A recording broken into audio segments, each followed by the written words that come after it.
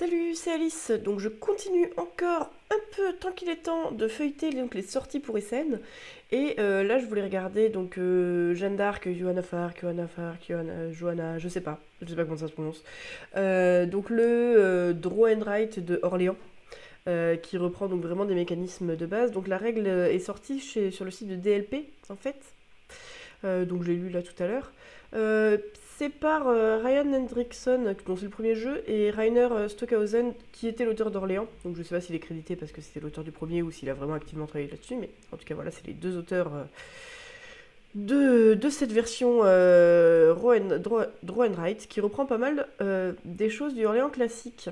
Alors, sur la règle. Donc dans la mise en place, déjà on va avoir chacun un plateau, donc avec un terrain qui va fonctionner un peu comme le plateau central d'Orléans, où quand quelqu'un prend une place, les autres peuvent plus y aller, sauf à Orléans.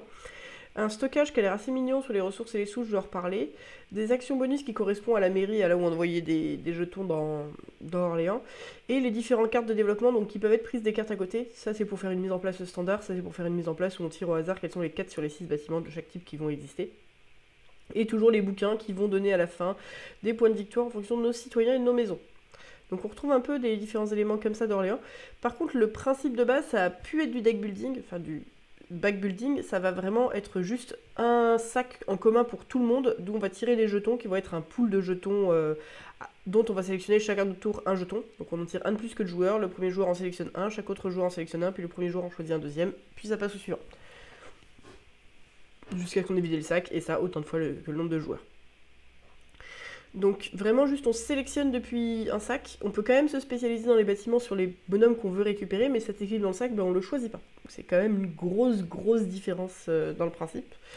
Ensuite on a des actions standards qui sont rappelées en haut de la feuille, et plus loin sur le truc, qui ressemble un petit peu à ce qu'on avait dans l'ancien. Alors ça marche pas exactement pareil, hein, mais on va pouvoir avec des... Donc cette fois-ci tout fonctionne avec un jeton, puisqu'on les prend un par un. Donc pour un fermier on peut récupérer un bien, pour un rouge on peut tracer un... Donc pour un chevalier, on peut tracer un chemin terrestre. Pour un marin, on peut tracer un chemin marin, enfin d'eau, ou un sou. Pour un constructeur, on peut soit payer un sou pour un ou deux sous pour faire, enfin un sou pour faire une maison quelque part, ou gagner un sou. Et c'est sur le constructeur de maison qu'on peut prendre les tuiles, donc qui sont ici des cartes ou des cases accrochées sur le plateau, ou prendre un sou. Il va y avoir donc quand on trace les traits avec le chevalier.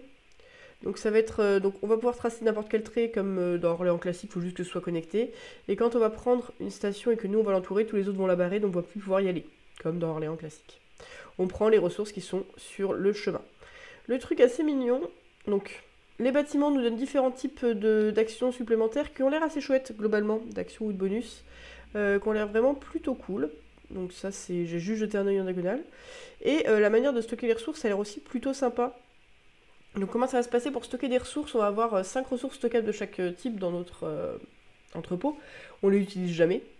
Il n'y a plus les catastrophes qu'on avait à chaque tour d'Orléans. Et donc quand on en stocke 5 dans certains types, on va marquer des points en fin de partie, des points de victoire, donc plus les ressources rares qu'on marque de points.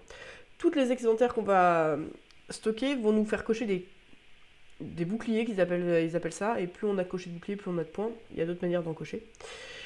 Et dès qu'on finit donc une ligne de 5, on a des points de victoire en fin de partie. Dès qu'on finit une colonne de 7 complets, on va avoir des bonus soit immédiats, soit, enfin en général immédiats, soit des points de fin de partie.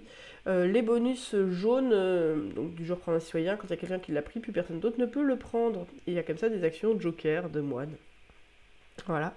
Et les pièces, ça a l'air encore plus mignon. Donc les pièces sont remplies forcément de gauche à droite sur 3 lignes. Par contre, on commence et on finit les lignes un peu comme on veut. Donc j'ai parfaitement le droit de commencer la ligne 3, d'aller jusqu'à la moitié de la ligne 3, de commencer la ligne 2, puis de finir la ligne 1, puis de continuer la ligne 2, peu importe.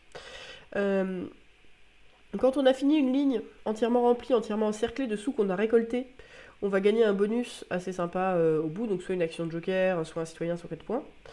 Et quand on veut dépenser des sous, on doit toujours cocher les cases donc pour dire qu'on les a dépensés donc de gauche à droite, pareil sur n'importe quelle ligne, mais là c'est dès qu'on a fini une colonne de coche qu'on va gagner des bonus. Donc des bonus de bouquins, donc, comme de Orléans, qui font augmenter les scorings de maisons et de citoyens en fin de partie. Ou des actions bonus, ou des actions de fermier, et cocher ces petits boucliers. Voilà, qui donnent de plus en plus de points, plus on en fait. Voilà, donc ça a l'air assez fluide, ça a l'air assez mignon, ça a l'air de un peu plus on subit le tirage et on s'adapte pour faire ce qu'on en peut que d'Orléans où on a vraiment l'équilibre de nos sacs qui va beaucoup jouer. Là, on n'a pas du tout cet aspect-là. Moi, ça me donne quand même bien envie de l'essayer. Je pense qu'il y a des trucs qui sont rigolos. Je pense que ça ressemble à des roll and write un peu standard, j'ai envie de dire. Voilà, avec le même genre de. Hop, j'avais pas changé d'image. Le même genre d'alternative qu'on a à chaque fois sur les manières de scorer, sur ah, est-ce que je vais cocher ça parce que à tel moment ça m'intéresse, les petits rushs, il y a l'air d'avoir quand même plein de petites courses entre les joueurs, donc ça a l'air assez cool. Il y a un mode solo, j'ai pas vraiment lu, mais en gros c'est un automate qui va aller cocher des trucs et c'est plutôt bien fait pour un mode solo parce que c'est en bas de notre feuille et du coup ça a l'air d'être moins pénible à gérer avec. Bon, j'ai pas lu. Voilà, voilà, donc tout ça, ça a l'air fort sympathique. Le Jeanne d'Arc Orléans Ride qui sort là, donc tous les jeux font des versions Ride. Je suis pas sûre que ce soit inoubliable et absolument immanquable, mais j'ai quand même envie d'aller le voir à Essen, chez DLP. Voilà, gros bisous.